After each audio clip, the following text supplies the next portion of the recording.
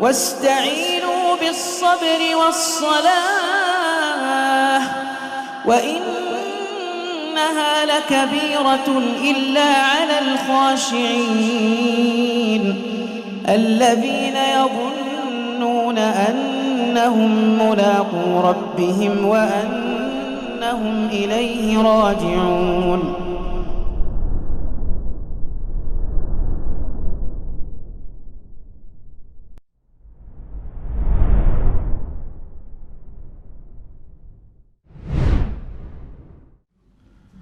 Assalamualaikum warahmatullahi wabarakatuh.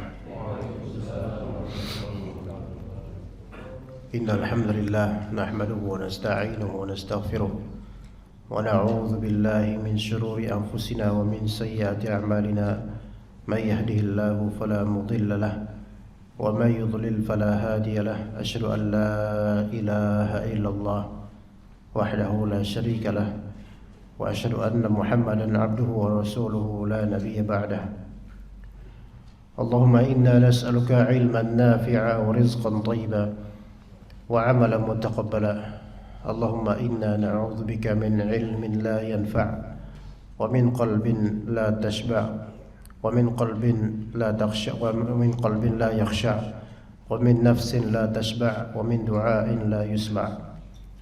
Allahumma inna nas'aluka al-huda wat-tuqa wal-'afaf wal-ghina. Fa inna asdaqal hadithi kitabullah wa khairal hadi hadi Muhammadin sallallahu alaihi wasallam wa syarrul umuri muhdatsatuha wa kullu muhdatsatin bid'ah wa kullu bid'atin dhalalah wa kullu dhalalatin finnar. Amma ba'd. Teman-teman sekalian, ikhwan dan akhwat rahimani wa rahimakumullah. Ini apa tumben ada akhwatnya juga ya sekarang? Sebelumnya enggak ada. Belum boleh sebelumnya. Sekarang udah. Alhamdulillah. Alhamdulillah kita kembali bertemu di kajian ini yang insyaallah mulai Januari ini memang diidekan oleh panitia agar kita mengkaji kitab tidak tematik lagi. Ya, insyaallah kita akan mengkaji kitab secara tematik, ya, menggabungkan keduanya insyaallah. Ya, penting bermanfaat. Ya, insyaallah ya.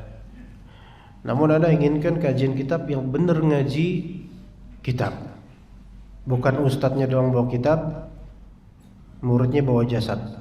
Ya, kalau itu ya biasa kayak gitu kajian kitab di mana-mana. Bukan ngaji kitab itu. Maka Anda pengen kita ngaji kitab. Dan kitabnya ringan aja deh. Kitab kecil aja, zikir pagi petang.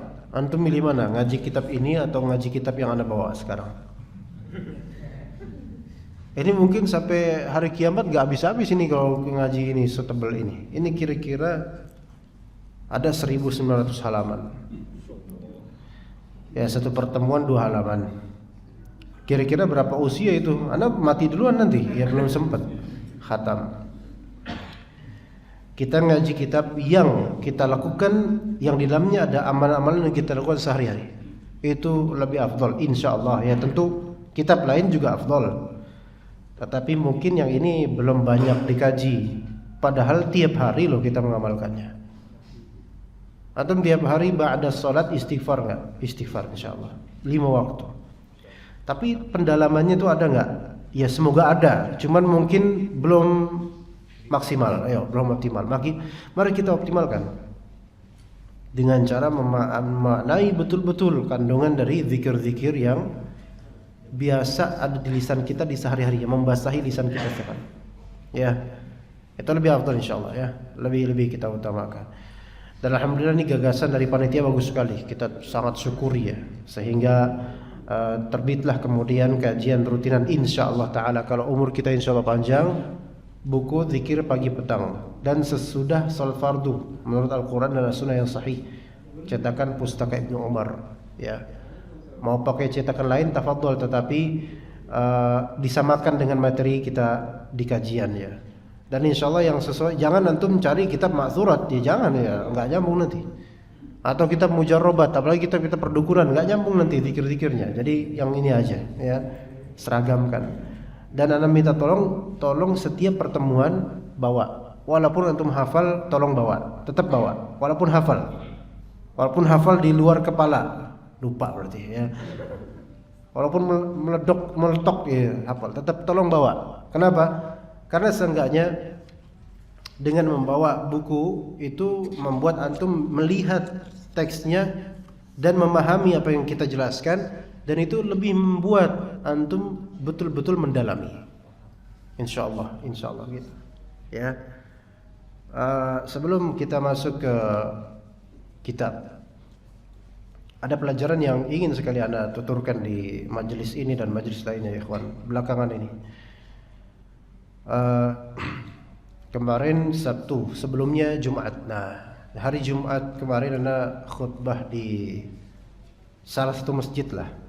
Salah satu masjid. Ya, masjid ormas tertentu. Dan itu khutbah di masjid tersebut kan, sebelum khutbah Anda di tempat seperti ini, di mihrab, di ruangan untuk ustadz atau panitia. Anda disuruh tunggu di situ.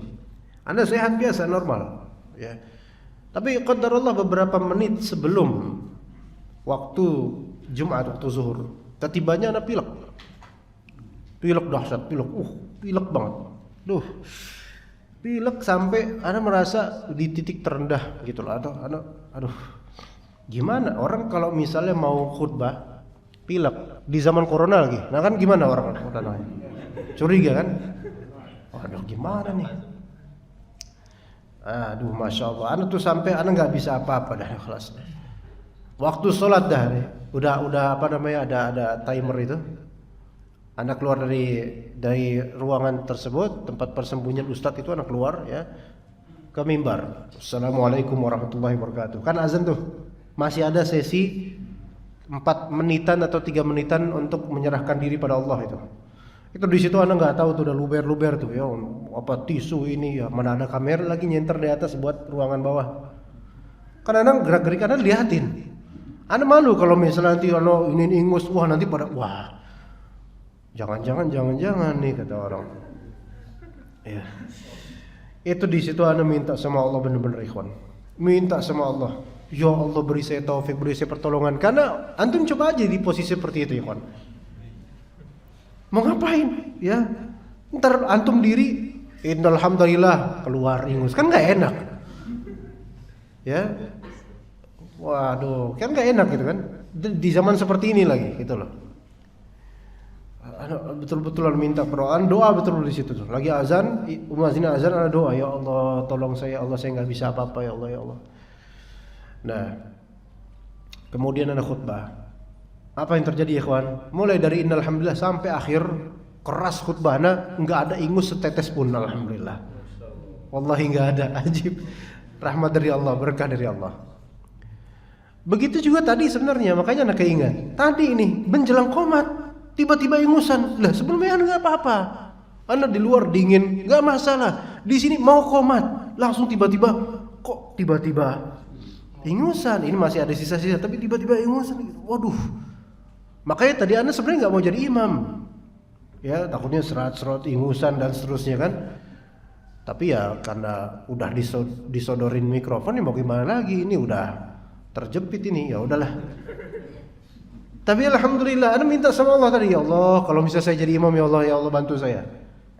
Pas lagi imam itu betul-betul itu bukan baca Al-Quran tadi, Anda lagi jaga supaya nggak bersin, itu aja itu. Kan gak enak ya baca Quran tiba-tiba bersin, ya masya Allah. Di zaman seperti ini lagi, ya. Tapi alhamdulillah, dan sekarang udah menghilang ini. Itu Allah kasih seperti itu kadang-kadang, ikhwan. Ada yang lebih parah. Terjadi pada daerah tahun 2016 di sebuah kantor Pertamina lah, ya kalau nggak salah, lupa 2016. Iya, enggak di kantor Bluebird di daerah Mampang. Khutbah Jumat. Kan Assalamualaikum warahmatullahi wabarakatuh. Anda duduk. Tahu nggak yang terjadi apa, ikhwan? Anda pengen buang air besar, sakit perut, itu Anda belum pernah, itu sekali doang alhamdulillah, dan jangan pernah itu dalam momentum lagi azan antum khotibnya. Kalau antum jemaah sih tinggal keluar aja. Lah ini khotibnya. Kan muazin lagi azan, khotibnya tiba-tiba izin dulu ya ke belakang, kan nggak enak dilihat sama orang. Ini gimana? Ya nggak mungkin juga di tempat itu juga ada buang air kan? Ya mau gimana coba? Ada minta sama Allah, ya Allah tolong saya, ya Allah, saya udah nggak bisa apa-apa dah, udah kayak gini dah. Ya gimana ya coba? Udah sakit ini, tahan semuanya. Tapi tiba-tiba hilang. Pas mau khutbah diri hilang sama sekali. Alhamdulillah. Ya nggak enak juga kalau lagi diri kemudian gemeteran sambil gitu, nggak mungkin. Di sini ada pelajarannya, ikhwan. Pelajarannya apa? Antum nggak bisa ngandelin diri antum sendiri. Butuh Allah Taala. Dan itu berkaitan juga dengan apa yang akan kita pelajari di zikir setelah sholat. Ya, nggak semuanya dapat ini ya. Yang belum, ya qadarullah ya, minta sama Allah ya nanti ya. Insya Allah pada bulan depan tolong bawa boleh kitab apapun, kitab zikirnya, doa dan zikirnya Ustaz Yazid misalnya, fadhol silahkan, karena ada sama sebenarnya ya, atau ya buku-buku semisal ini tapi yang berdasarkan Quran Sunnah ya. Taib, kita akan mulai ikhwan di halaman 3 dari kitab yang berkah ini insyaallah. Penulisnya sudah wafat ya, penulisnya wafat tahun kemarin, Syekh Sa'id Al-Qahtani rahimahullah. Doa dan zikir harian. Wallahi jangan remehkan tema ini ikhwan, jangan remehkan tema ini. Ini kan sehari-hari saya kan baca ini, udah hafal, meletok saya hafal. Bukan ibrahnya antum sudah hafal sejak kapan, tapi ibrahnya seberapa faham dan seberapa dalam gitu loh ya. Mungkin pagi ini kita cuma bahas 2 zikir saja ya, mungkin. Yang penting pendalaman ya. Dan ana yakin insyaallah mayoritas dari antum hafal. Kita mulai dari yang pertama, astaghfirullah, astaghfirullah, astaghfirullah. Kemudian Allahumma antas salam wa minkas salam, tabarakta ya dzal jalali wal ikram. Artinya tolong hafalkan juga. Astaghfirullah gampang, saya istighfar, saya memohon ampun kepada Allah, itu jelas. Kemudian Allahumma antas salam, ya Allah engkaulah maha salam, yaitu maha sejahtera ya. Jadi di antara nama Allah as-salam, nanti kita akan jelaskan lebih rinci lagi insyaallah. Wa minkas salam, dan darimu ada kesejahteraan. Tabarakta ya dzal jalali wal ikram, wahai maha suci engkau. Tabarakta maha suci engkau, jadi tabarakta artinya maha suci engkau. Ya dzal jalali wal ikram, wahai Rabb yang memiliki keagungan dan kemuliaan. Ya dzal jalali wal ikram, yang memiliki keagungan dan yang lebih tepat pemuliaan, pakai P, pemuliaan ya, pemuliaan bukan kemuliaan, beda ya, pemuliaan dengan kemuliaan. Kemuliaan itu mulia pada dirinya, tapi pemuliaan memuliakan selainnya. Nanti insyaallah ana akan jabarkan lebih dalam insyaallah taala. Udah hafal belum kira-kira ikhwan? Istighfar udah hafal belum istighfar? Kok belum hafal, keterlaluan. Belum hafal Ustaz, kira ngeliat setan bisa istighfar. Astagfirullahaladzim. Nah, astagfirullah, astagfirullah, astagfirullah. Kemudian setelah itu Allahumma antas salam wa minkas salam, tabarakta ya dzal jalali wal ikram. Itu ya. Gampang ya. Doa pertama, zikir pertama gampang insyaallah. Tapi yuk kita dalamin. Pertama, astagfirullah. Saya memohon ampun kepada Allah Ta'ala. Itu setelah apa? Setelah selesai sholat, pas langsung selesai sholat. Dan itu yang lebih tepat insyaallah. Ya, ada juga hadis lain yang menyatakan selain itu, tapi ini yang lebih tepat. Ya, yang lebih tepat. Istighfar. Apa makna dan maksud dari astaghfirullah? Yaitu atlubul maghfirah minallahi ala taqsiri fi ibadati. Saya memohon kepada Allah ampunan atas taksir. Taksir itu sifat kurang, teledor, kesalahan di dalam ibadah saya kepada Allah Ta'ala. Ya. Apakah ada di antara kita yang memastikan dirinya itu sempurna sholatnya. Enggak.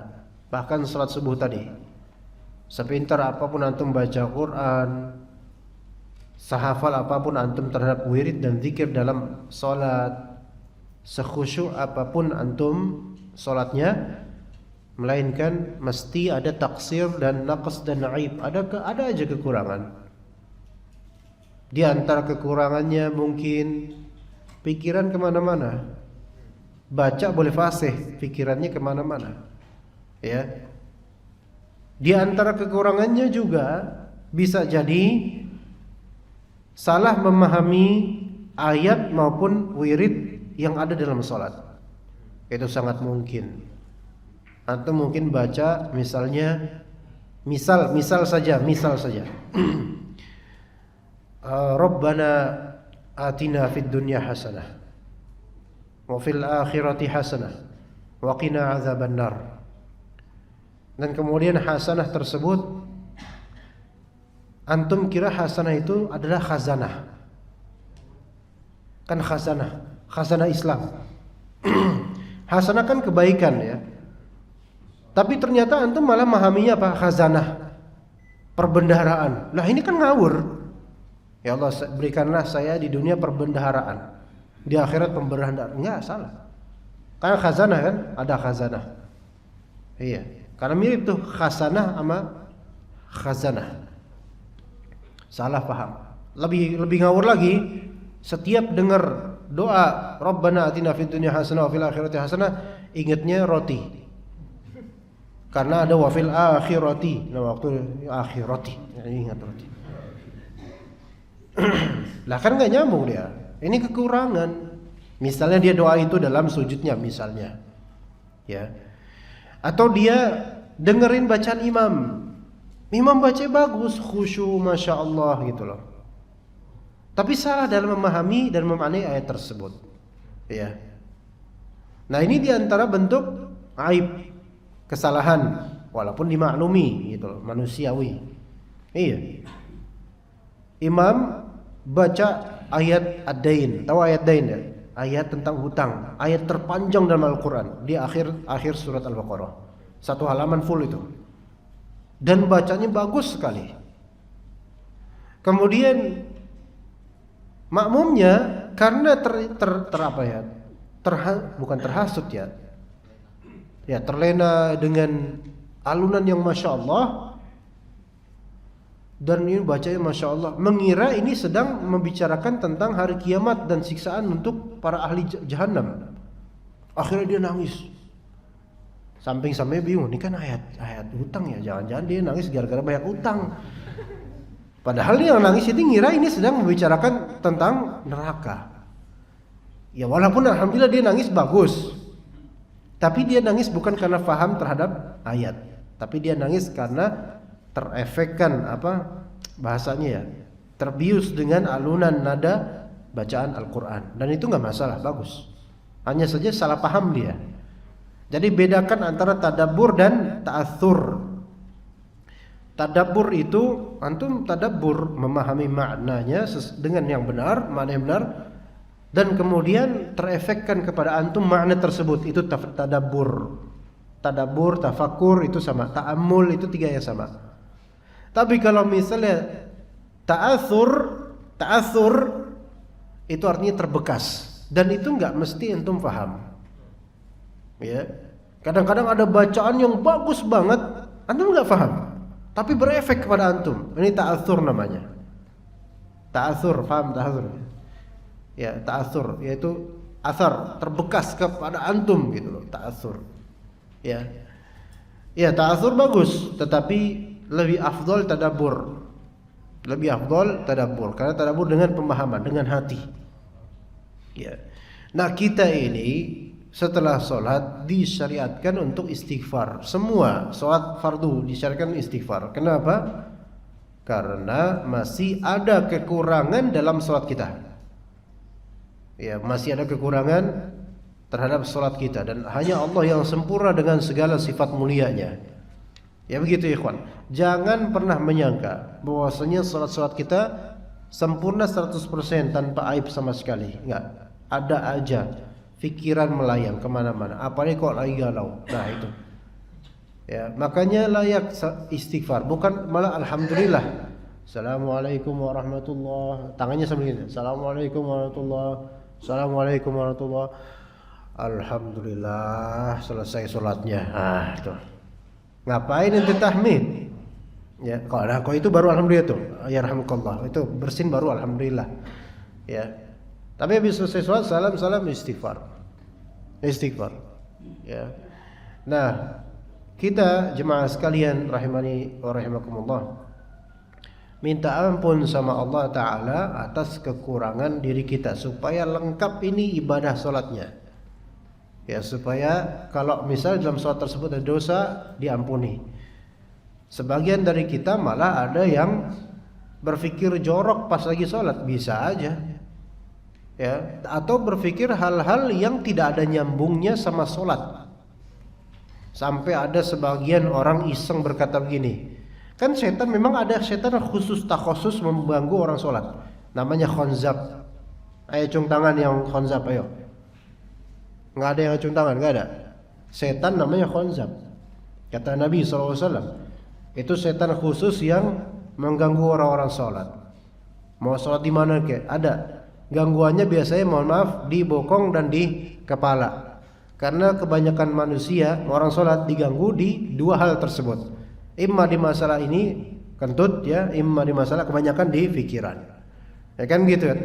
Nah pikirannya kadang melayang. Biasanya kalau sholat teringatlah hal-hal yang sebelumnya nggak keinget, ya kan gitu.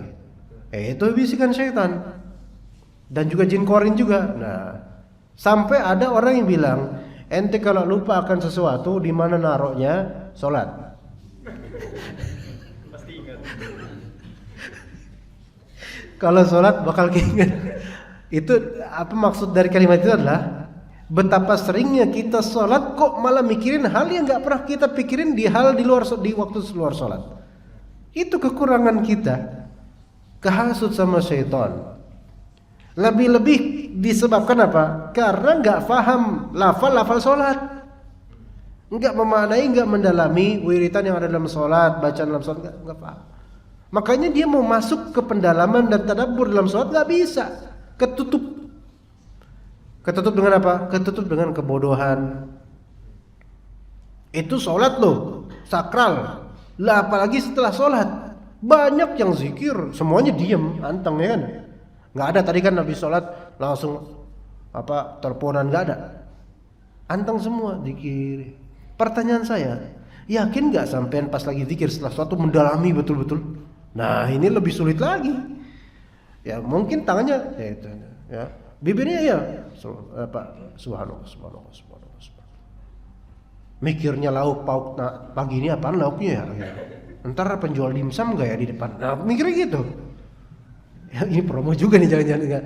Ada penjual ini gak di depan? Mikirnya kayak gitu. Mungkin gak? Sangat mungkin ya. Makanya kita perlu benar-benar nih istighfar, minta ampun sama Allah karena apa? Taksir dan kekurangan kita. Itu sebabnya mengapa kok setelah salam kita disyariatkan untuk beristighfar. Astagfirullah. Baik, berikutnya Allahumma antas salam. Allahumma itu adalah bentuk kata lain dari ya Allah. Sama, ya Allah dengan Allahumma sama. Ya. Tapi perbedaannya di penggunaan. Kalau ya Allah bisa digunakan untuk meminta dan bisa digunakan untuk memuji semata. Ya Allah innaka antal azizul hakim misalnya, boleh. Ya Allah sesungguhnya Engkau maha perkasa lagi maha bijaksana, boleh. Antum memuji Allah itu berpahala besar ikhwan. Walaupun memuji doang, ya Allah innaka antal ghafurur rahim, gitu doang, pahalanya ada. Memuji doang, puji Allah Ta'ala. Tapi dengan kalimat yang sempurna, jangan cuma ya Allah doang. Ya Allah, ya Allah, ya Allah, ya Allah, ya Allah, ya Allah, Allah, Allah, Allah. Wah, itu sebagian orang tuh, ya. Ya, mereka emang terbiasa singkat-singkat. Sallallahu alaihi wasallam aja disingkat jadi saw dan dan seterusnya. Maka lafal jalal Allah disingkat jadi hu. Lama-lama enggak ada suara, gini-gini doang lama-lama. Next jadi orang gila itu habis itu ya. Nah kemudian ya Allah, Allahumma. Bedanya dengan Allahumma apa? Ya Allah bisa untuk memuji, bisa untuk meminta. Tapi kalau Allahumma selalu dalam konteks meminta, selalu begitu ya kawan. Selalu begitu dalam konteks meminta. Ya doa. Selalu minta. Dan Allahumma ini untuk meminta. Yang populer kalau dulu tapi hadisnya dhaif, Allahumma barik lana fima razaqtana. Itu populer dulu. Tapi sekarang kan kita tahu itu dhaif ya. Allahumma apa lagi? Minta ya, tapi semi zikir, ya itu juga zikir enggak? Dulu kalau misalnya mau puasa apa? Allahumma lakasum mau apa tuh? Mau buka apa mau puasa ya? Allahumma lakasumtu. Buka puasa ya. Wa bika amantu. Kan ngumpul sama emak sama babe kan? Ayo nak oh, ya. TV itu. Karena TV kan? Allahumma lakasumtu. Wa bika amantu wa ala rizqika aftartu bi rahmatika ya arhamar rahimin. Ketika itu enggak kenal kita yang namanya apa? Dhahaba dhama'u wa btallatil 'uruq wa thabatal ajru insyaallah. Kenapa kita ganti dengan yang kedua? Yang pertama kita enggak ikutin, kenapa? Karena ilmu jemaah sekalian. Itulah bersyukur ya. Allah kasih sekarang kemudahan untuk mengetahui yang benar dan yang tidak tepat. Oke. Allahumma antas salam. Ya Allah, engkaulah as-salam. As-salam. Itu di antara nama-nama Allah. Jadi di antara nama Allah itu as-salam. Ya. Makanya Nabi SAW mengatakan la taqulu assalamu ala Allah. Jangan kalian katakan assalam terhadap Allah, yaitu keselamatan atas Allah, jangan. Fa innallaha huwa as-salam, kata as-salam kata Nabi SAW. Sesungguhnya Allah itu as-salam. Allah di antara namanya adalah as-salam. Apa maksudnya dari as-salam? Nah, ini pahami baik-baik ya kawan, pahami baik-baik. Maksudnya adalah as-salim min sifatin naqsi wa af'alin naqsi wa asma'in naqs. Maksud dari as-salam sebagai nama Allah Ta'ala, yaitu Allah Ta'ala bebas dan selamat dari sifat-sifat kurang atau perbuatan-perbuatan yang menunjukkan kekurangan atau nama-nama yang menunjukkan kekurangan. Enggak. Allah terbebas dari itu. Allah Maha Kaya, Maha Kuasa, Maha Esa. Ya. Kata Allah Subhanahu wa taala, "Wa huwa yut'imu wa la yut'am." Allah yang memberi makan dan tidak diberi makan. Kata Allah Ta'ala di ayat lainnya, "Ma uridu minhum min rizqi wa ma uridu yut'imun." Aku tidak menginginkan dari mereka rizki, aku tidak menginginkan dari mereka untuk memberiku makan, kata Allah Ta'ala. Kenapa kok Allah Ta'ala menafikan sifat makan pada dirinya? Karena makan itu butuh nggak berarti? Orang kalau makan berarti dia butuh nggak dengan makanan? Butuh. Dan sifat membutuhkan itulah sifat yang kurang. Iya. La ta'khudhuhu sinatun wa la naum. Allah Ta'ala tidak tidak ngantuk, tidak pula tidur. Orang kalau ngantuk atau tidur berarti dia butuh istirahat nggak? Berarti dia kurang nggak sebenarnya? Kurang. Sama kayak kita kurang. Allah tidak ngantuk, tidak tidur karena Allah sempurna. Iya. Segala hal di segala momentum, di segala detik itu Allah urus. Nggak ada tidur-tidurnya, nggak ada. Itulah as-salam, yaitu Allah Ta'ala. Jadi as-salam maknanya adalah bebas atau selamat dari segala kekurangan, baik dari sisi nama, dari sisi sifat, dari sisi perbuatan. Enggak pernah perbuatan Allah Ta'ala disebut perbuatan yang negatif atau kurang atau tidak benar. Enggak, semua perbuatan Allah hak dan benar, baik semua perbuatan Allah Ta'ala. Makhluknya aja yang kemudian yang tidak benar. Itu. Jadi pahami as-salam maknanya apa ikhwan? Selamat dari kekurangan. Nah gitu aja ya, gampangnya gitu. Selamat dari kekurangan, baik dari segi sifat atau perbuatan. Allahumma antas salam wa minkas salam. Nah, dan dari engkaulah ya Allah keselamatan. Dan dari engkaulah ya Allah keselamatan. Kalau misalnya beda sama terjemahan, harap dimaklumi karena ini penafsiran ya, jadi lebih luas lagi. Wa minkas salam artinya apa? Dari engkaulah as-salam, keselamatan. Lihat di sini ada dua kata as-salam dalam satu momentum, dalam satu konteks ya enggak? Allahumma antas salam wa minkas salam. Dua kali kan? Tapi dua-duanya ini walaupun lafalnya sama, cuma maksudnya berbeda. Yang pertama adalah nama Allah, yang kedua adalah ya suatu hal, yaitu keselamatan. Paham di sini ikhwan beda? Jujur aja ikhwan. Yang pertama apa? Nama Allah As-Salam. Ini antum paham enggak kajian ini ikhwan? Kok pada diam? Paham enggak? Jangan ngobrol juga sih, tapi paham enggak antum? Oh, diam juga nih. Apa Anda harus pakai bahasa Inggris biar Anda paham? Oh, pakai bahasa Arab biar paham. As-Salam yang pertama adalah nama siapa? Nama Allah. As-Salam wa minkas salam. As-Salam yang kedua itu nama Allah bukan? Bukan. Yang ini maksudnya adalah keselamatan. Oke? Ya. Nah, paham di sini ikhwan? Sejujurnya tolong jujur. Sebelum ini antum tahu enggak perbedaan dua itu? Allahumma antas salam dengan wa minkas salam. Belum kan? Padahal tiap hari enggak antum ngomong. Tuh, manfaatnya ilmu. Ya kan? Jangan sampai kita tiap hari bicarakan itu tapi enggak paham.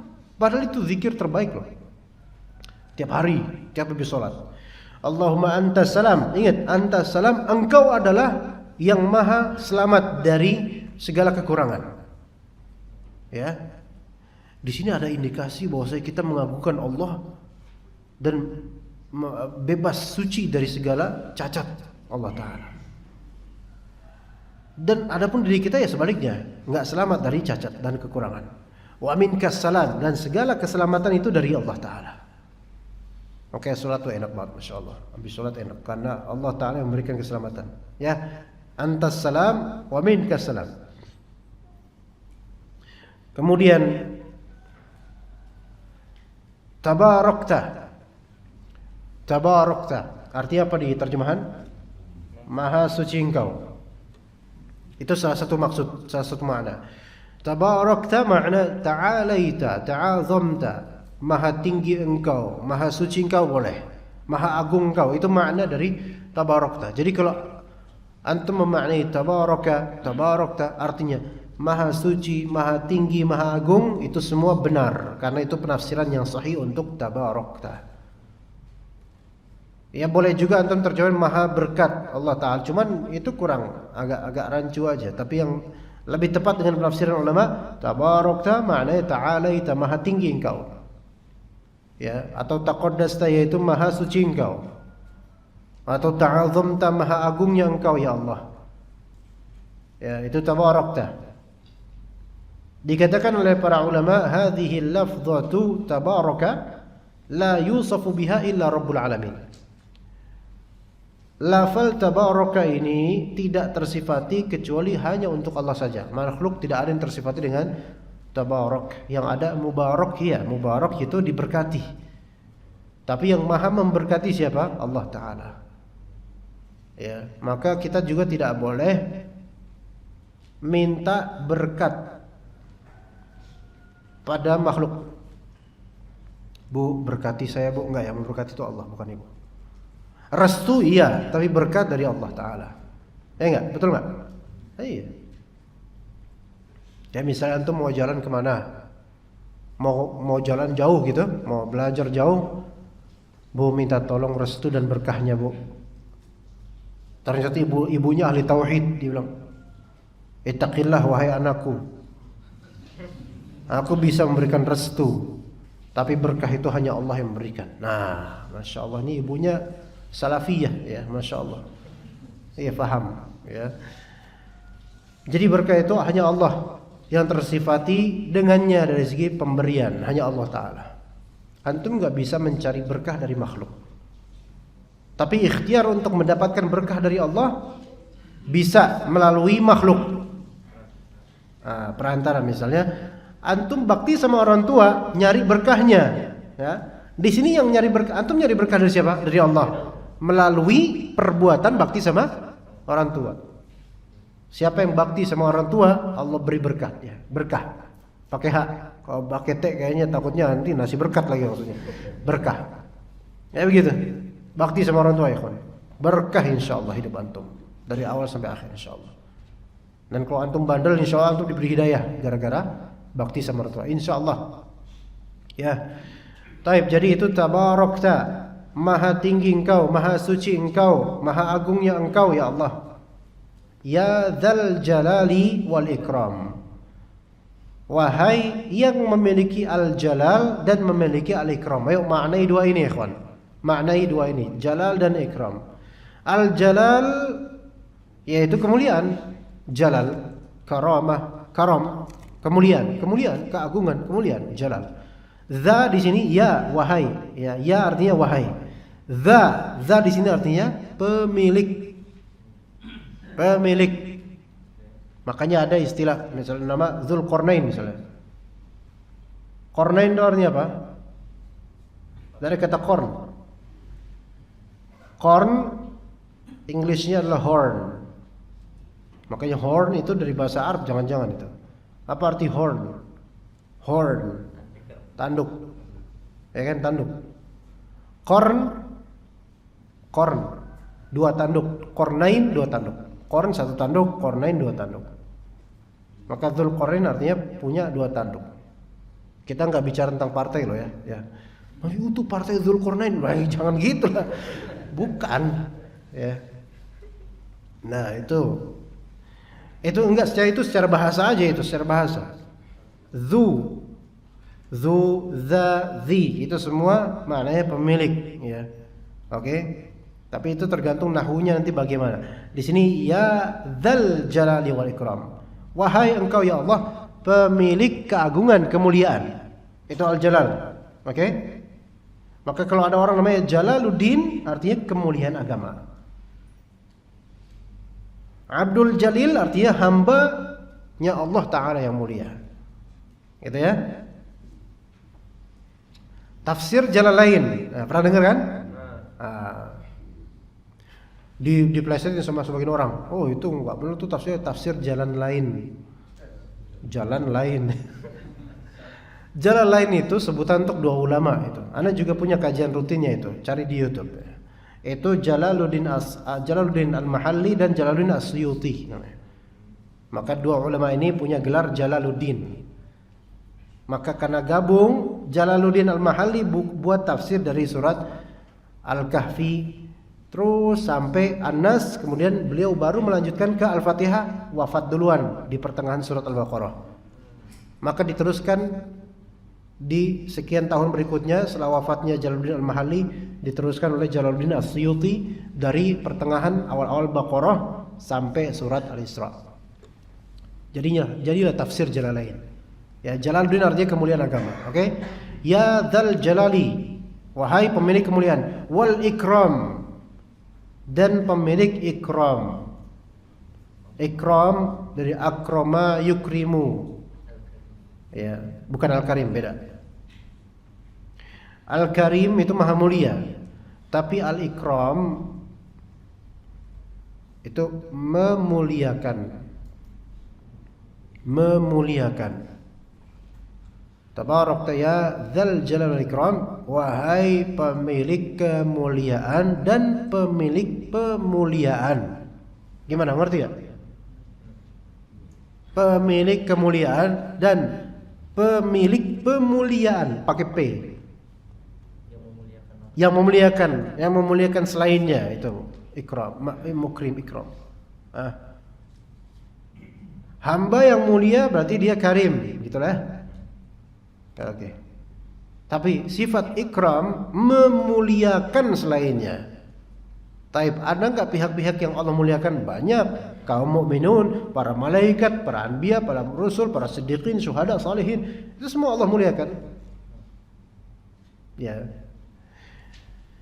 Antum lebih butuh pemuliaan dari manusia apa pemuliaan dari Allah? Dari Allah. Nah, di lafal ini ada isyar dan pengisyaratan. Kalau antum tadabburi, antum tuh pengen dimuliakan sama Allah. Ya dzal jalali wal ikram. Ya Allah, engkau itu pemilik kemuliaan, engkau secara zat mulia dan engkau memuliakan. Di situ ada harapan antum pengen dimuliakan sama Allah. Kalau udah Allah yang memuliain, antum enggak butuh apa-apa lagi, ikhwan. Enggak butuh apa-apa lagi, beneran. Enggak butuh apa-apa lagi selain pemuliaan dari Allah. Karena kalau Allah udah memuliakan antum, Allah akan memberikan yang terbaik buat antum. Dari zikir ini singkat. Astagfirullah, astagfirullah, astagfirullah. Allahumma antas salam wa minkas salam tabarakta ya dzal jalali wal ikram. Ini maknanya besar sekali. Dan lafal ya dzal jalali wal ikram itu dianjurkan dalam hadis Nabi SAW riwayat At-Tirmidzi. Alidhu bi ya dzal jalali wal ikram. Artinya apa? Sering-seringlah kalian berdoa dengan menyisipkan sebutan ya dzal jalali wal ikram. Kata Nabi SAW, ya. Alidhu artinya ilzamu, kata Al-Munawi, ilzamu yaitu apa? Sering-seringlah, beriltizamlah, sering-seringlah kalian berdoa dengan menyisipkan lafal apa? Ya dzal jalali wal ikram dalam doa-doa mutlak antum. Baik dalam salat antum maupun di luar salat. Minta sama Allah. Ya. Di antara dua azan, di antara azan dan qomat. Ya, apa anta?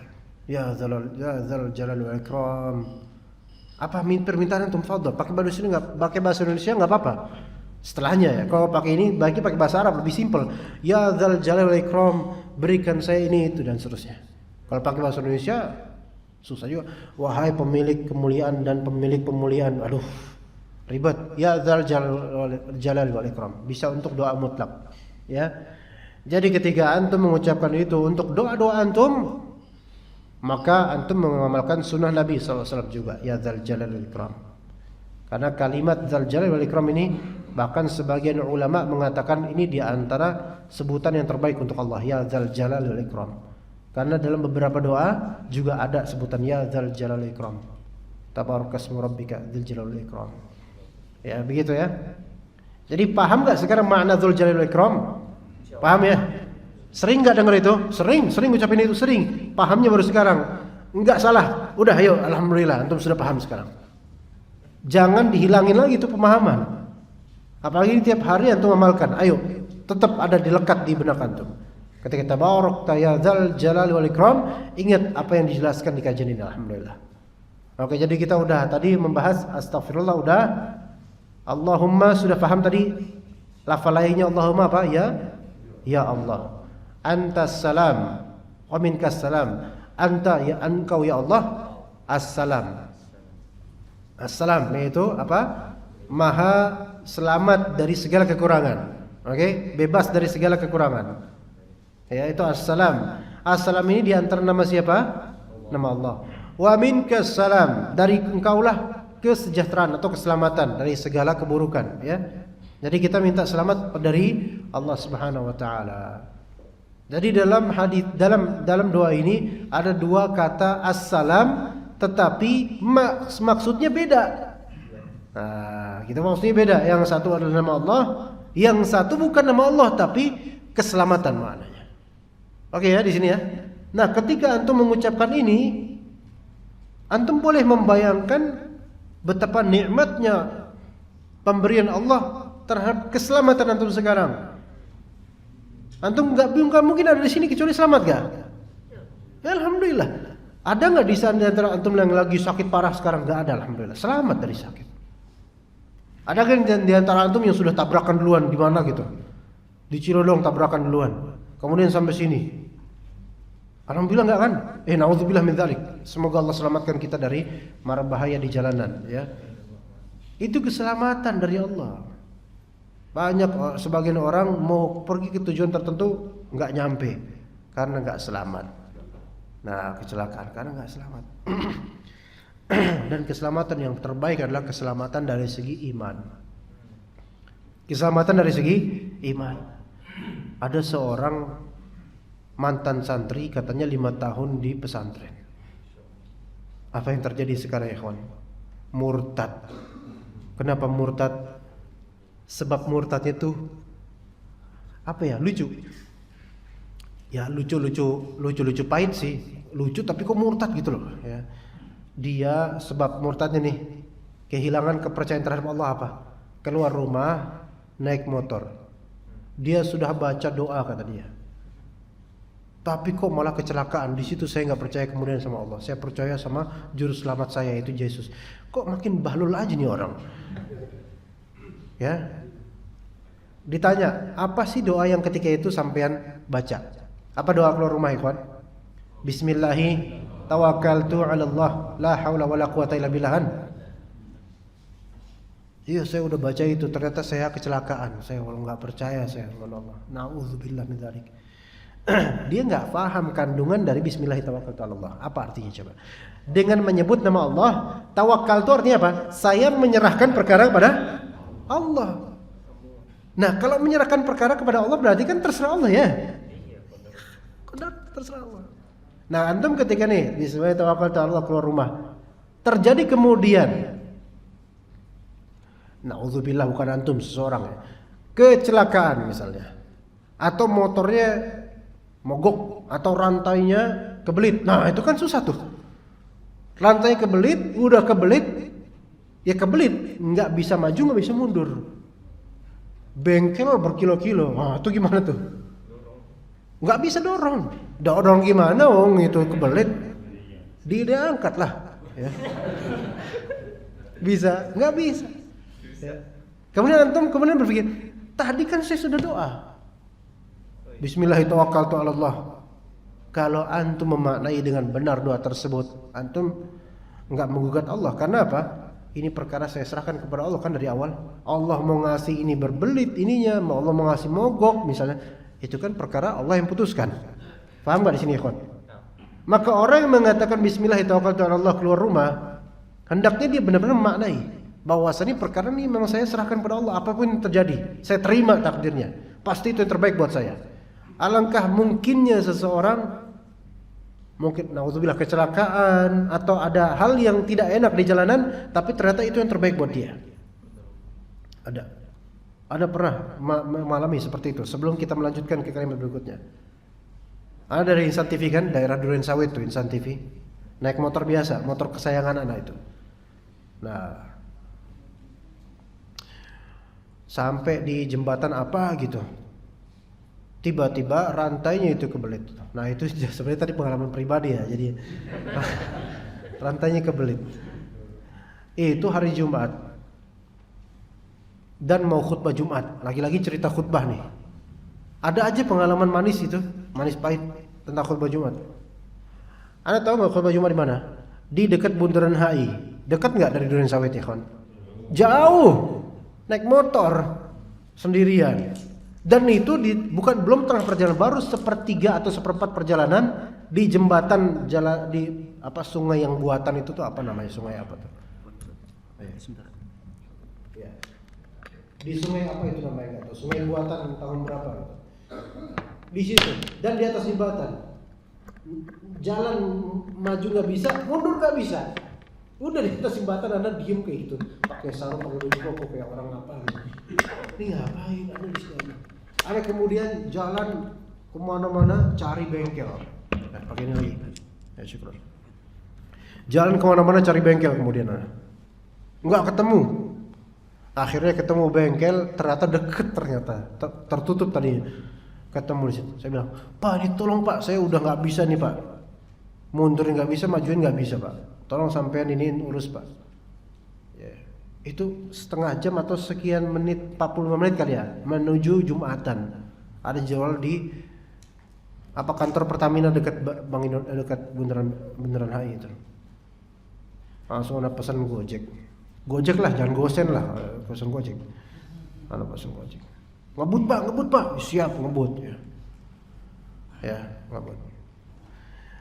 Ya Allah, mudah-mudahan itu kan deg-degan itu. Nih, Allah mudah-mudahan pas waktunya,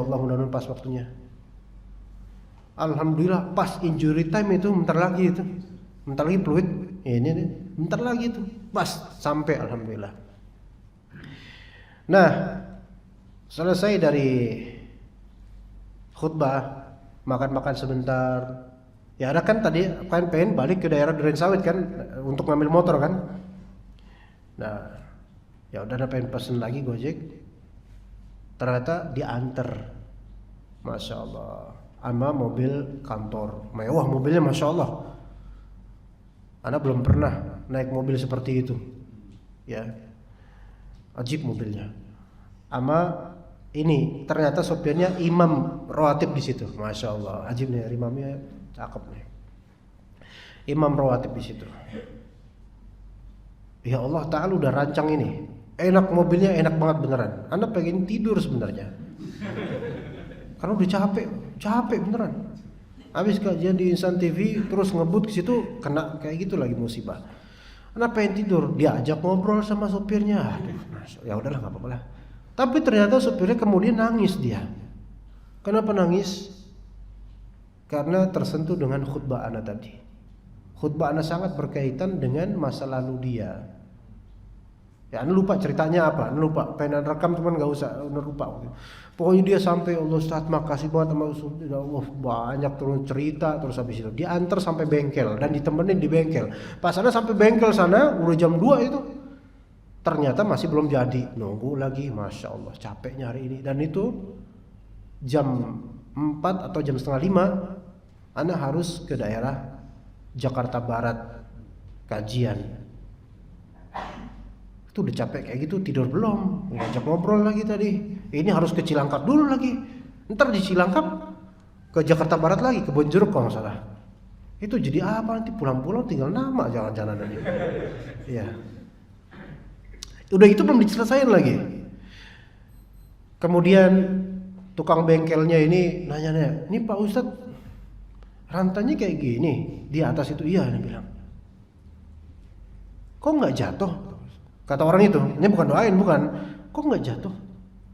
"Wah, nggak tahu saya." Masya Allah. Orang bengkel itu kemudian langsung, Masya Allah ya. Biasanya Pak Ustadz kalau lagi jalan gitu aja, rantai kebelit, jatuh nggak biasanya? Jatuh. Dan itu udah ke jembatan. Itu kalau jatuh Anda bisa ke jembatan, bisa repot itu. Ini enggak aja, berarti ini benar-benar dari Allah. Kata orang bengkelnya kayak gitu, ini benar-benar dari Allah, ini perlindungan buat Pak Ustadz gitu. Masya Allah, pikir benar juga ya. Ini tukang bengkel aja beristinbat, ini bagus banget. Masya Allah. Anda lihat ternyata kenikmatan yang Allah berikan hari ini banyak banget. Iya, Masya Allah. Itulah ikhwan. Kadang-kadang Allah Ta'ala memuliakan antum melalui musibah. Memuliakan dalam artian di sini bukan jalan antum merasa mulia begitu saja, enggak. Tapi ternyata di balik musibah ada hikmah yang kalau antum petik, ini lebih baik daripada saya normal-normal aja. Maka kata Nabi SAW, Innallaha idza ahabba qauman ibtalahum. Sesungguhnya Allah Ta'ala kalau mau menguji, kalau Allah Ta'ala mencintai suatu kaum, Allah akan menguji dia. Iya. Dan ujian itu pasti ada, ikhwan. Semakin antum hijrah, semakin antum menuju sunnah, ujian semakin ada. Dulu ketika istri antum belum cadaran, cemburu antum itu enggak sekencang sekarang, ya enggak? Istri antum yang sekarang udah cadaran, dulu enggak cadaran ya. Tapi sekarang kalau istri antum udah cadaran nih, kebuka sedikit cadarnya, antum cemburu enggak? Cemburu kan? Lebih kan? Dulu enggak gitu, enggak ada rasa kayak gitu kan? Bahkan mungkin dulu enggak jilbaban. Ya. Cemburunya enggak ada dulu. Sekarang ketika udah cadaran, baru sedikit aja kelihatan batang hidungnya tuh istri. Sama orang lain, laki-laki, langsung tutup. Wah. Dulu padahal enggak kayak gitu. Lihat. Merasa diuji lebih ada enggak? Lebih ada. Karena merasa harus menjaga istri. Nah, itu sekarang. Semakin antum hijrah, semakin antum menjaga agama Allah, ujian semakin ada. Namun ujian tersebut justru meningkatkan derajat antum. Itu justru ikramnya Allah terhadap antum. Itu justru pemuliaannya Allah terhadap antum. Tabarakta ya dzal jalali wal ikram. Oke. Setelah itu apa? Zikirnya ya, ikhwan. La ilaha illallah wahdahu la syarika lah, lahul mulku wa lahul hamdu wa huwa ala kulli syai'in qadir. Antum mau jadi percobaan boleh? Dapat pahala insyaallah. Jadi percobaan di sini sholat. Ya, duduk. Antum cerita jadi imam, belakang tuh makmum semua. Ayo jadi imam tahiyat di sini. Duduk tahiyat. Ya. Oke, duduk normal. Salam kanan kiri. Assalamualaikum warahmatullahi. Assalamualaikum warahmatullahi. Kemudian zikir coba, ayo. Tuturkan dengan keras.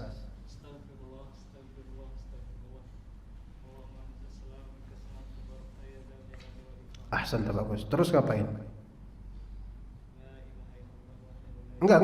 Harus ada gerakan. Bukan harus sunnahnya ada gerakan. Kalau jadi imam. Ngapain gerakannya? Kalau muter, bukan muter ya namanya. muternya lewat kanan atau lewat kiri atau kanan. Jangan atas dan bawah ya, jungkir balik gitu. Kanan atau kiri. Ya kan? Muter. Nah kayak gitu. Nggak usah lihat kanan lagi, lihat jemaah. Yang lurus. Nah begitu. Ya, dah gitu aja terus sampai akhir. Kayak gitu sunnahnya ya, kawan. Rasulullah SAW kalau jadi imam, ini imam tuh jangan makmum juga kayak gitu, makmum juga kayak gitu ke belakang semua, lucu nanti. Ngapain? Imam doang. Nah, kalau makmumnya ya jangan ikut-ikutan. Jadi Rasulullah SAW dulu seperti itu. Astagfirullah. Allahumma anta salam wa salam tabarak ya dzal jalali wal ikram. Ke belakang, menghadap ke belakang tapi melewati bagian kanan, lewat kanan bukan kiri. Makanya para sahabat itu lebih suka berada di kanan dan itu sunnah. Di shaf itu para sahabat lebih suka di kanan. Sebabnya memang kanan itu lebih afdol, itu pertama. Kedua, karena para sahabat itu pengen ketika Rasulullah selesai sholat, Rasulullah melihat mereka di sebelah kanan. Paham nggak maksudnya? Kan pas imam itu Rasulullah SAW menghadap ke belakang, maksudnya muter, yaitu melalui lewat kanan, otomatis kan melihat bagian ikhwan-ikhwan atau sahabat-sahabat yang di sini kan, mereka suka ketika Rasulullah melihat mereka. Sekarang diterapin nggak gitu? Suka ketika Ustadz melihat mereka. Ustadz juga siapa lu? Nggak tahu. Lagi pula kehalang meja, nggak tahu, bodoh amat dah. Siapa di sini tadi siapa terserah. Tapi memang afdolnya adalah pertama shaf itu di tengah. Tengah dulu, isi tengah ke kanan. Ya walaupun jangan terlalu timpang ya, kanan semua ini nggak ada. Ya jangan gitu-gitu banget lah, nggak usah keterlaluan gitulah ya. Tapi lebih bagus kalau bisa kanan gitu ya. Seperti itu sunnahnya. Nanti kalau antum jadi imam seperti itu, baik imam masjid, imam musola maupun imam rumah. Bisa, iya nanti istri antum 3 berkumpul, kemudian anak-anak antum 9. Iya, setiap single istri 3 anak. Udah punya istri? Masya Allah. Kok kelihatannya kayak belum 2. Nah insya Allah ya. Banyak anak kemudian. Jadi imam, Allahu Akbar. Nanti setelah jadi imam, selesai lakukan itu. Astagfirullah. Ya. Terus zikir tadi ke belakang. Ya, zikir kemudian. Ya, nggak bisa jadi imam di masjid, minimal imam di rumah, gitu. Imam tahajud tapinya kalau sholat fardu di masjid. Oke, sampai situ udah paham ya. Amalkan nih kawan. Ya, amalkan lafalnya dan maknanya. Kemudian berikutnya, La ilaha illallah wahdahu la syarikalah, lahul mulku lahul hamdu wa huwa ala kulli syai'in qadir. Allahumma la mani'a lima a'taita wa la mu'tiya lima mana'ta wa la yanfa'u dzal jaddi minkal jadd. Wah ini anak kalau bahas Allahumma la mani'a lima a'taita udah sampai akhirnya. Ini cukup panjang pembahasannya, tapi kita bahas yang tahlilnya aja dulu. La ilaha illallah wahdahu la syarikalah. Ini tahlil bukan? La ilaha illallah tahlil. Maka antum tiap habis sholat tahlilan sebenarnya. Iya, la ilaha illallah. Di antara zikir pagi petang pun ada tahlil ini seperti ini persis. Jadi tahlilan itu nggak perlu 40 hari setelah matinya fulan baru tahlilan. Tiap hari antum tahlilan. Iya, jadi kita ini kadang-kadang dituding anti tahlilan. Ya Allah, tiap habis sholat kita tahlil. Tasyahud kita tahlil. Ya, tahlil itu harus sesuai dengan sunnah. Bagaimana momentumnya, tidak dibuat-buat. Seperti ini sesuai dengan hadis Nabi SAW. La ilaha illallah artinya apa? Tiada yang berhak disembah melainkan Allah Ta'ala. Dan itu harus betul-betul diresapi. Jangan sampai kita bilang La ilaha illallah wahdahu la syarikalah dan hati kita riya. Nah ini kan bertentangan. Jadi perbuatan hati kita mendustai perbuatan kita. Hati-hati dengan riya atau sum'ah di zikir. Mungkin enggak? Mungkin. Bisa. La ilaha illallah. La ilaha illallah. Nah, sebagian orang gitu tuh. Ya. Yang sunnahnya gimana sih? Dalam Sahih Bukhari, zikir setelah sholat itu para sahabat mereka cukup memperdengarkan suara zikir. Sebenarnya gitu. Enggak seperti kebiasaan kita. Kalau kita kan biasanya Apa senyap gitu. Enggak, sebenarnya di zaman sahabat Nabi itu suara itu ada. Tapi enggak saut-sautan. La ilaha illallah ada yang bal-bal udah sampai subhanallah subhanallah subhanallah, yang lain udah baca ayat kursi. Ya enggak. Ya biasa aja, biasa. Enggak serempak tapi ada suara. Bisa mau coba? Mau coba? Enggak, coba aja ya. Yuk. Kita mulai dari la ilaha illallah atau terserah antum mau sampai mana. Coba agak sedikit keraskan suaranya sedikit, tapi jangan gede-gede. Coba contohin ya, coba. Ayo. La ilaha illallah la syarika lahu subhanallah subhanallah subhanallah subhanallah. Ayo terus. Subhanallah subhanallah. Ada enggak suaranya? Seperti itu. Iya, tapi enggak sama, enggak seragam. Fadl yang mau tasbih langsung fadl. Yang alhamdulillah fadl sih masing-masing nafsi-nafsi. Seperti itu ikhwan. Kalau kita kan senyap tuh, senyap jangkrik aja menang. Iya, senyap kita. Iya, antara yang bisik-bisik sama yang khusyuk. Ya, tidur. Nah gitu. Sebenarnya yang lebih sesuai sunnah adalah ada suaranya. Iya. Nah, masalahnya siapa yang man sanna sunnatan fil Islam ini? Ayo, siapa yang bukan mengomodoi, mengawali dia dapat pahala tuh insyaallah. Yang berani itu. Ya kita kan pantangnya itu enggak beraninya itu. Yang lain pada antum diam la ilaha illallah la syarika lahu lahul hamdu. La ilaha illallah la syarika. Samping latin nengok nih. Wah, ini pasti hizbi nih maksudnya. Enggak. Ada sedikit suara keras. Tapi enggak serempak, enggak core, enggak. Iya, kayak tadi yang antum dengar kayak gitu. Coba kalau masjid kayak gitu tuh. Masya Allah, mantep rasanya.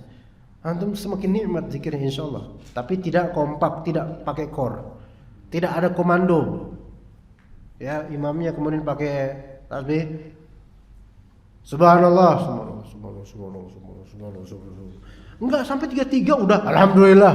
Bentar, Pak, saya belum selesai. Ya, speednya 20 kmph. Kan kayak gitu di masjid-masjid. Kita baru 10 subhanallah subhanallah, baru mau tadabbur alhamdulillah. Allahu akbar. Ya Allah, ini pada habis zikir pakai apa? Coba. Allahu akbar. Allahu apa ya Allah, ini udah selesai aja. Enggak jadi-jadi nih saya zikir dengan metode seperti ini. Dan rata-rata begitu. Coba aja tanya mereka. 33 udah belum itu? Enggak nyam, secepat apapun enggak kayak gitu juga. 33 Allahu akbar. Allahu akbar, Allahu akbar, Allahu akbar, Allahu akbar. Kita baru setengah itu udah dialihin ke yang lain. Itu di biasa masjid-masjid itu kayak gitu. Enggak tepat seperti itu. Makanya enggak usah pakai komando. Kalau kau pakai komando, banyak yang lembet zikirnya, ya enggak puas dia. Banyak kecepatan. Gue udah selesai nih, lu lama banget alhamdulillah. Ayo dong alhamdulillah. Jadi susah. Oh, dan nafsi-nafsi dengan suara masing-masing. Itu yang sesuai dengan sunnah Nabi sallallahu alaihi wasallam. La ilaha illallah wahdahu la syarikalah. Maha Esa dia, la syarikalah, tiada sekutu baginya, yaitu dari segi rububiyah, dari segi uluhiyah, asma wa sifat. Tiada yang berhak menjadi sekutu Allah Subhanahu wa taala. Tiada yang sama dengan Allah Subhanahu wa taala, itu maknanya. Wahdahu la syarikalah.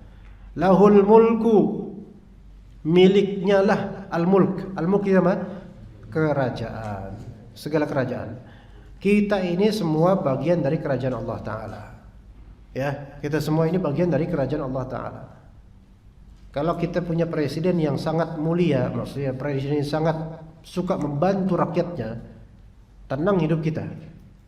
Bagaimana kalau kita punya Rabbul Alamin yang jauh lebih mulia daripada seluruh makhluknya? Percayalah pada Allah Subhanahu wa taala. Antum ikhtiar dagang atau bekerja, percaya sama Allah, tawakal sama Allah. Jangan andalkan diri antum. Karena antum fakir, sementara Allah itu ghani. Maka suatu kekonyolan ketika antum mengandalkan diri antum yang lemah dan fakir dan mengabaikan Allah yang maha kaya lagi mulia. Begitu. Jadi ikhtiar, kerja, dagang atau apapun cari penghasilan, jadikan itu ladang pahala antum. Wallahi, jadikan kerjaan antum ladang pahala antum. Siapa yang dagang, hatta dagang makanan kecil sekalipun, kacang-kacangan sekalipun, Antum mulia di sisi Allah kalau antum tidak meminta-minta kepada orang tanpa hak. Antum mulia. Antum kerja ke kantor udah siap dari pagi hari, antum mulia di sisi Allah Ta'ala. Selama antum gak minta-minta, ya. Selama antum gak mengharapkan pemberian dan dompet orang.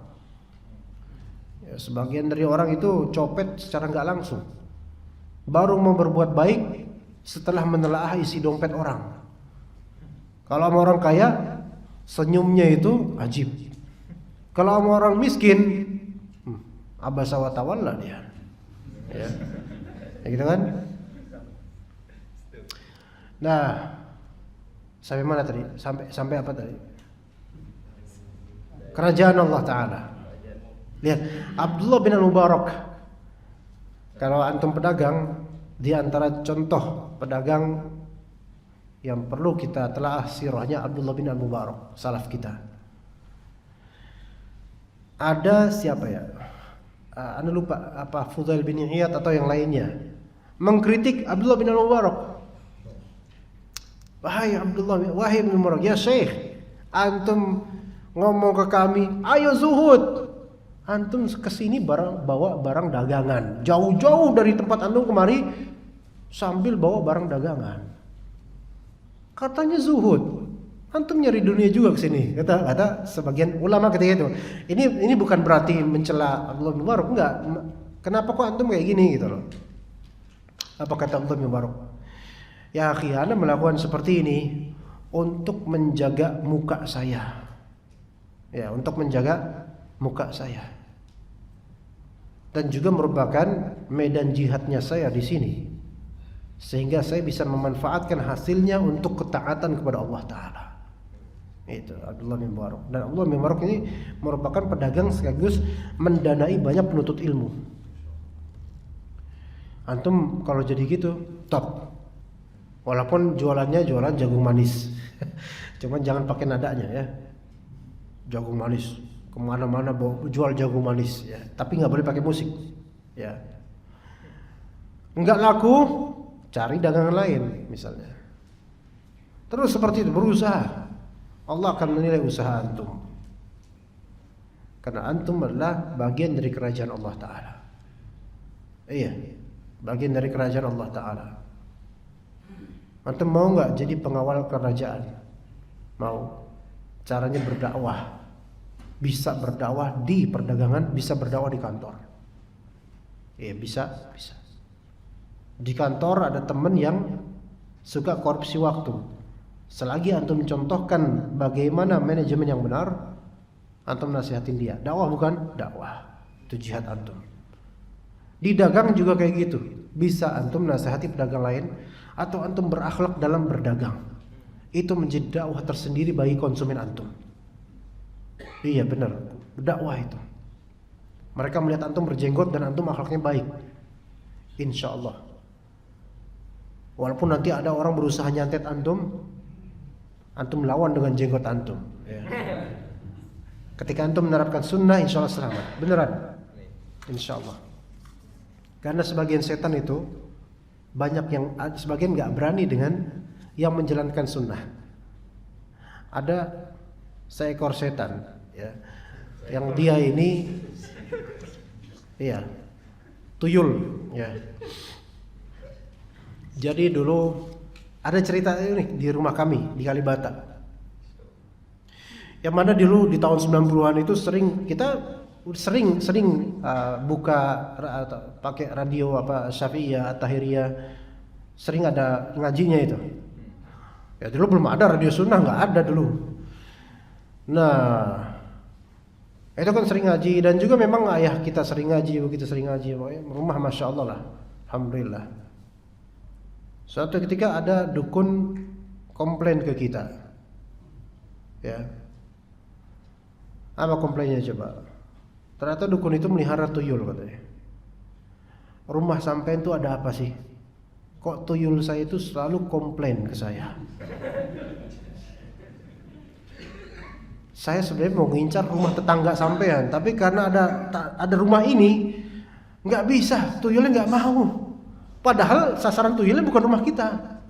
sebelahnya, tapi karena kehalang rumah kita nggak suka tuyulnya. Tuh. Jadi rumah yang ditarbiyah insya Allah dengan sunnah, insya Allah jaga, insya Allah jaga. Ihfazillah yahfazka. Jagalah agama Allah, Allah akan jaga antum. Ya, ini kerajaan milik Allah. Pohon-pohon ini milik Allah. Tanaman yang antum beli sebagai hobi yang trendy sekarang, itu milik Allah. Semua dari kita milik Allah Ta'ala. Lahul mulku. Kerajaan ini milik Allah. Nah, kerajaan ini milik Allah. Antum kagum dengan apapun dari bagian dari kerajaan ini. Walahul hamdu. Pujian itu hanya untuk Allah. Antum puji Allah dengan apa yang antum lihat dari keajaiban dan kenikmatan dan keindahan kerajaan Allah Ta'ala ini. Ya. Boleh ana usul ikhwan.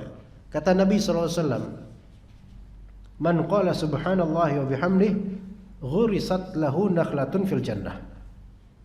Barang siapa yang mengucapkan subhanallah wa bihamdih, ditanamkan buat dia satu pohon di surga. Oke. Siapa yang suka pohon di sini? Semua suka pohon, dalam artian pohon itu bagus, enak, baik, dan untuk siang hari bagus sekali dia dan seterusnya. Oke. Yang mafhum dari benak kita adalah orang semakin banyak pohonnya di surga, semakin luas enggak surga dia? Ya. Antum kalau dapat banyak pohon dan besar-besar di dunia, berarti semakin banyak enggak peta kaflingan antum? Semakin banyak. Permasalahannya di sini sekarang antum punya rumah enggak, punya kebun enggak, ya kan di dunia kan? Di akhirat bisa. Dan jauh lebih baik daripada segala kebun atau dunia dan seisinya. Gimana caranya? Baca apa? Subhanallahi wa bihamdih. Maha suci Allah dan segala puji buat Dia, buat Allah Ta'ala. Seluruh pohon ini adalah serpihan dari kerajaan Allah Ta'ala. Antum tebang pohon ini enggak mengurangi kekayaan Allah Ta'ala. Antum tanam pohon enggak menambahi kekayaan Allah Ta'ala. Allah itu Ghani, Maha Kaya, Hamid, Maha Terpuji. Setiap antum melihat pohon, teringat dengan hadis tadi, siapa yang berkata subhanallah bihamdih, ditanamkan buat dia pohon di surga. Sekarang seberapa sering antum melihat pohon di dunia ini? Antum keluar aja pohon semua itu isinya tuh. Bahkan mungkin antum keluar tenggelam di dalam pohon mungkin. Banyak pohon, tanaman banyak ikhwan. Sekarang kalau antum melihat pohon langsung subhanallah bihamdih, seberapa subhanallah bihamdih dalam sehari antum ucapkan? Kan dalam sunnahnya kan berapa? 100. Beli bisa 1000, 2000, 3000. Sehari dapat 3000 pohon di surga. Kira-kira seberapa luas surga antum insyaallah? Banyak, luas. Ayo cari. Cari itu. Fa fi dzalika falyatanafasil mutanafisun. Ayo kita berlomba. Ana tantang antum. Ana tantang antum. Ayo kita saling menantang. Ayo kita banyak-banyakan bertasbih kepada Allah Ta'ala bertahmid. Siap enggak? Siap enggak? Insyaallah ya. Mulai takut nih kayaknya. Iya. Naik motor bertasbih antum. Naik motor boncengin anak, boncengin istri. Istrinya, "Bang, udah sampai Bang?" Tasbih aja terus. Enggak. Pada waktunya, pada momentumnya. Jadikan tasbih dan tahmid zikir mutlak. Allah tanamkan untuk antum pohon-pohon di surga, makin luas surga antum. Ntar kalau misalnya Allah Ta'ala, semoga Allah Ta'ala wafatkan kita dalam keadaan husnul khatimah, dalam keadaan muslim, dan perkenankan kita masuk surga. Kita lihat kebun-kebun kita seberapa besar. Seberapa, bukan hektar lagi mainnya. Karena hektar itu hanya kecil dari dunia. Sementara kata Nabi kita alaihi salatu wassalam dalam hadis riwayat At-Tirmidzi, la mawdi'u sawti ahadikum fil jannah khairum minad dunya wa ma fiha. Satu tempat pecut yang kalian dapat di surga, satu tempat pecut kayak mana? Antum tahu pecut enggak? Pecut. Cetar gitu lah ya. Pecut kan? Kan kalau pecut kalau ditaruh itu dilipat dulu. Kira-kira setengah meter atau 1 meter, ada tempat pecutnya, tempatnya, wadahnya. Taruh di dalam wadah tersebut. Tipis nggak wadahnya, kawan? Tipis, panjang dikit, setengah atau 1 meter. Oke? Kata Nabi, segitu tuh. Kalau antum dapat segitu doang di surga, lebih baik daripada sedunia dan seisinya.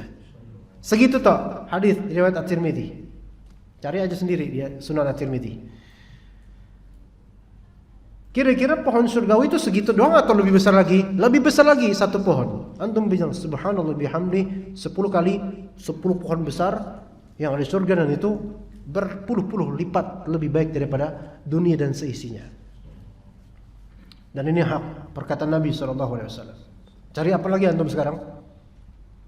Antum fadl ikhtiar mau cari jadi orang kaya, fadl. Tapi kekayaan antum bakal hilang dan akan dialihkan ke ahli waris.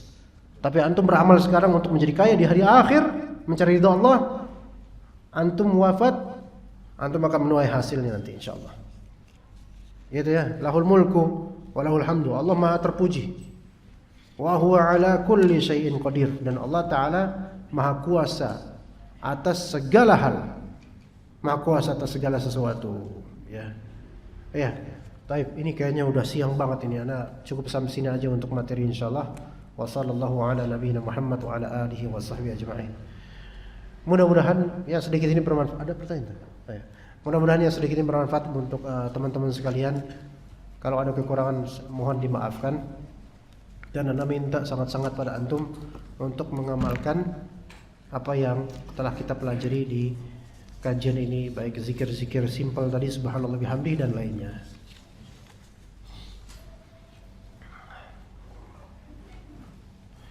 Bismillahirrahmanirrahim. Apakah sahih zikir setelah salat khusus subuh dan maghrib membaca la ilaha illallah wahdahu la syarikalah lahul mulku wa lahul hamdu wa huwa yuhyi wa yumitu wa huwa ala kulli syai'in qadir dibaca 10 kali tanpa merubah posisi duduk tasyahud akhir? Ya, tafadhal itu setelah subuh dan maghrib, ya. Ada yuhyi wa yumit. Karena ada redaksi juga tambahan yuhyi wa yumit, ya. Antum kalau cari di kitab Hisnul Muslim itu insyaallah ada. Setelah subuh dan setelah maghrib. Saya menemukan perbedaan di dua redaksi. Allahumma afini fi badani, Allahumma afini fi basari, dan seterusnya. Hadis riwayat Abu Dawud. Terus yang kedua, Allahumma anta rabbi la ilaha illa anta khalaqtani wa ana 'abduka wa ana 'ala 'ahdika wa wa'dika mastata'tu. A'udzubika min syarri ma sana'tu, sampai akhirnya. Hadis riwayat Bukhari. Dicetakan Ustaz Yazid yang nomor 1 ada, tapi nomor 2 tidak ada. Dicetakan lain nomor tidak ada, tapi nomor 2 ada, ya. Beragam penulis ya beragam, ya beda juga pendapatnya. Ada yang lengkap, ada yang enggak, ada yang ini dilengkapi, ada yang ini tidak dilengkapi. Ya beragam. Antum jamaah aja, semuanya ada.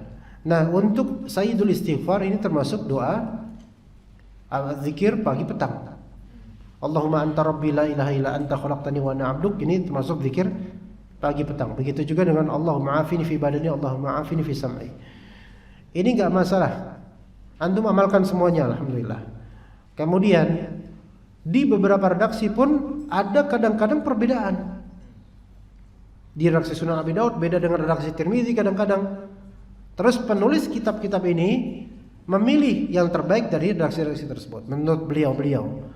Maka boleh jadi di kitab ini ada perbedaan dengan kitab lainnya. Tapi esensinya sama, cuman urutannya kadang ada perbedaan. Itu ijtihad, enggak ada masalah. Antum fadhal pilih, dan itu kebaikan dari Allah Ta'ala buat antum. Ya, semuanya fadhal ikutin apa yang ada pada antum. Ada pada buku yang antum pegang. Kalau orang hafalnya Allahumma antas salam yang versi panjang bagaimana? Cukupkah? Apakah ada sunnahnya? Maksudnya apa ini? Allahumma antas salam versi panjang. Kan tadi kita baca versi panjang. Allahumma antas salam. Wa ilaika ya'udu salam tabarakta ya ada itu benar. Itu juga ada hadisnya. Allahumma antas salam wa minkas salam wa ilaika ya'udu salam tabarakta ya dzal jalali wal ikram. Ya, itu juga ada. Wa ilaika ya'udu salam, itu juga ada hadisnya dan sahih. Jadi semuanya benar. Semua wa ilaika ya'udu salam. Jadi Allahumma antas salam wa minkas salam, dari engkaulah keselamatan, wa ilaika ya'udu salam, dan kepada engkaulah keselamatan itu akan merujuk kembali. Ya, itu benar. Itu ada hadisnya. Sahih.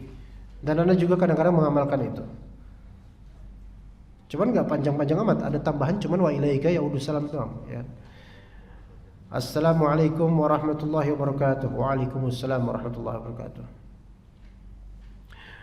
Ustaz, setelah saya menyenangi manhaj salaf, saya sudah tidak hadir ke majelis yang menyelisih sunnah. Di sisi lain, Orang tua saya mengatakan jika saya tidak hadir ke masjid majelis tersebut dibilang fanatik. Ya biarkan, gak apa-apa. Bagaimana kiat saya agar saya sabar dan istiqamah di atas manhaj salaf ini dan menghadapi orang tua? Yang anti ini laki apa perempuan nih? Allah alam. Yang Anda pakai Anda aja ya, Anda netral.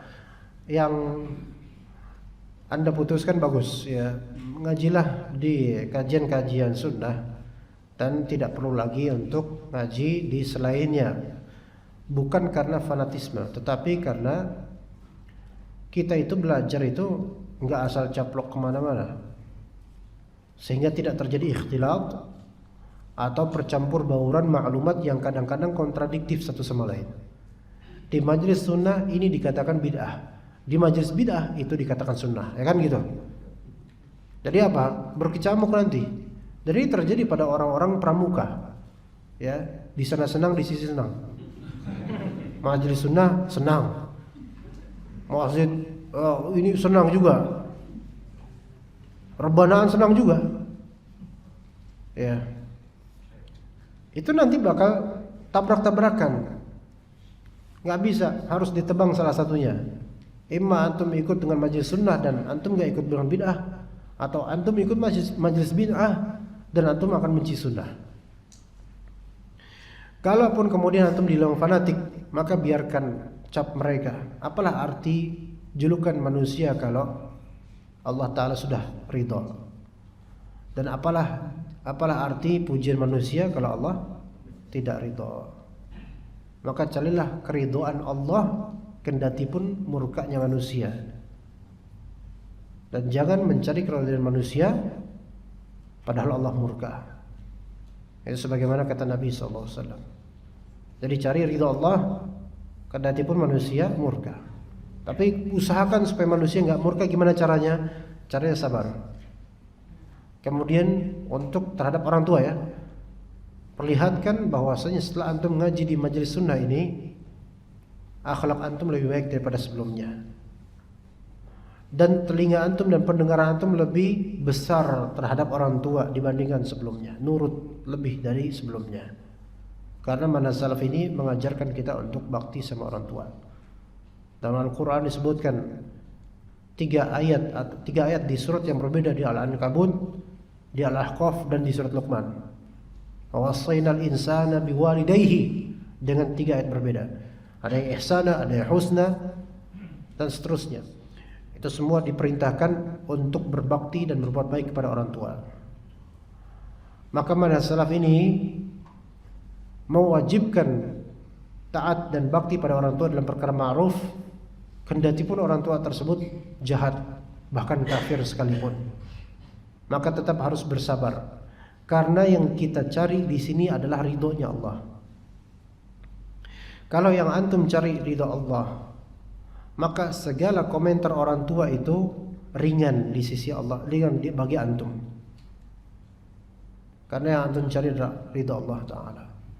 Kalau antum tujukan hidup antum untuk Allah, qul inna salati wa nusuki wa mahyaya wa mamati lillahi rabbil alamin. Katakanlah sesungguhnya salat saya.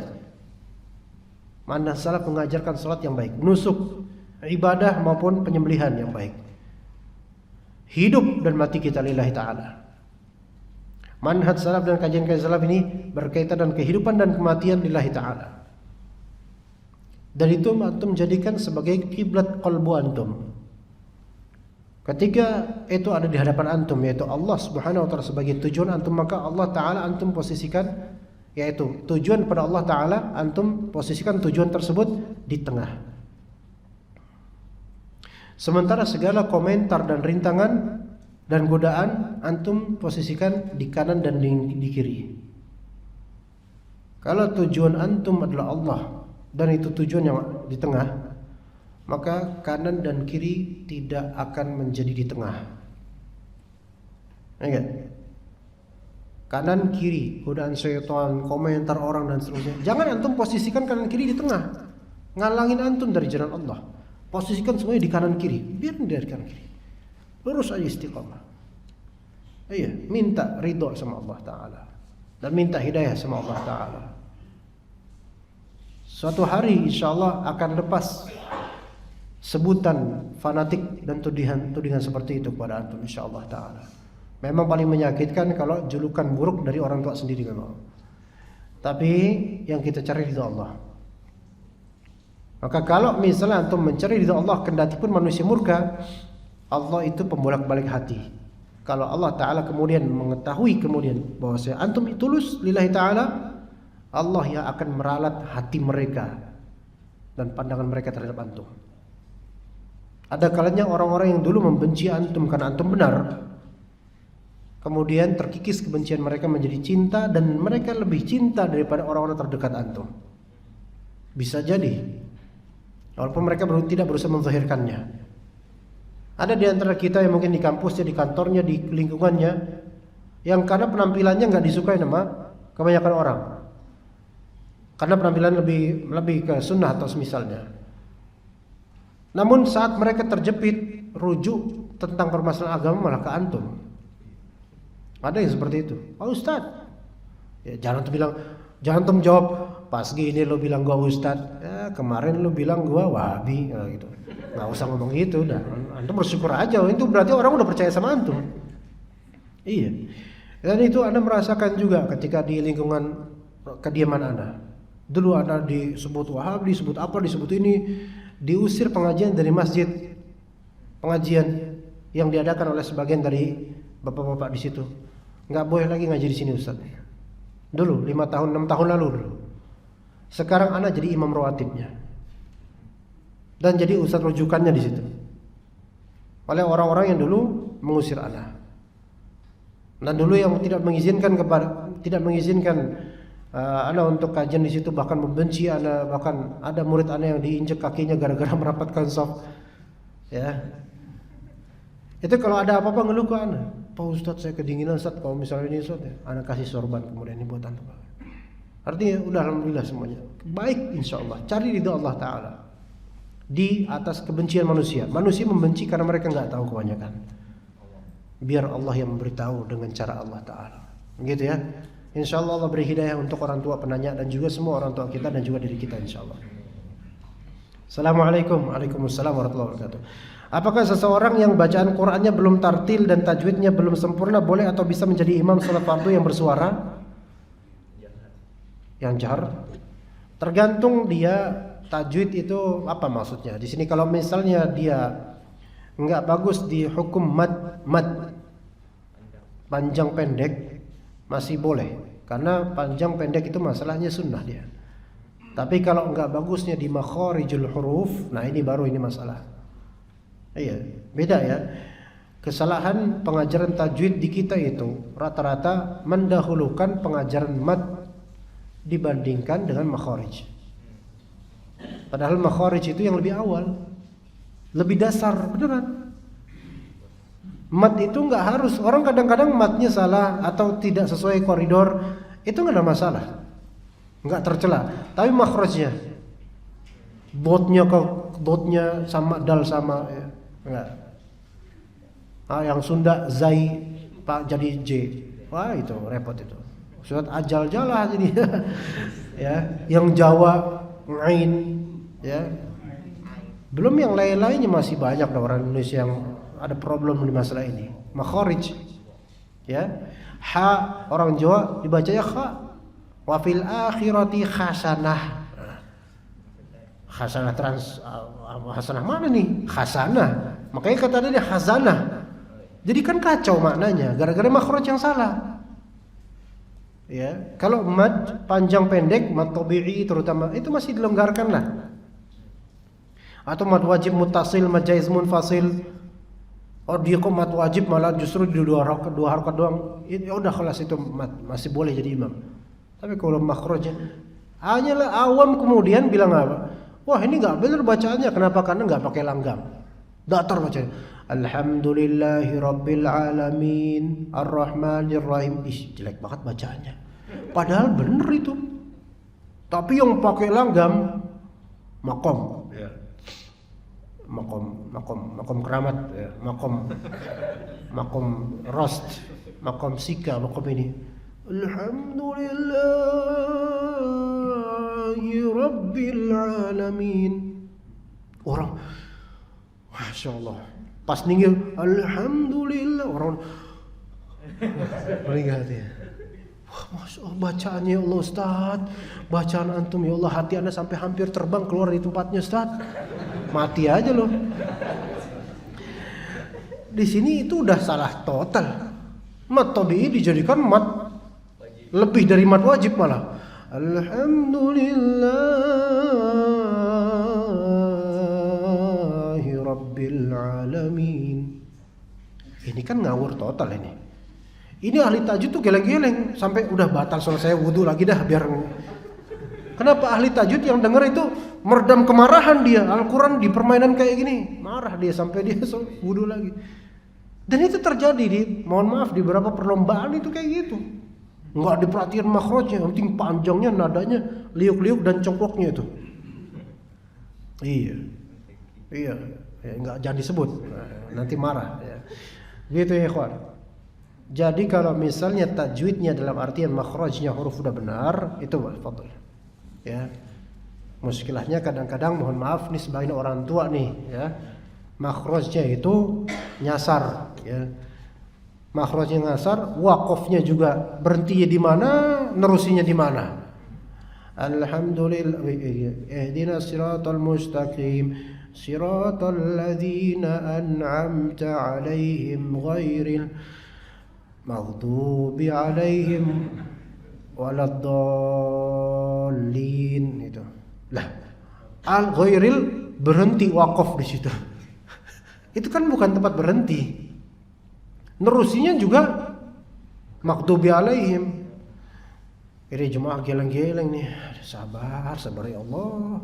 Mau banting apa nggak enak nih.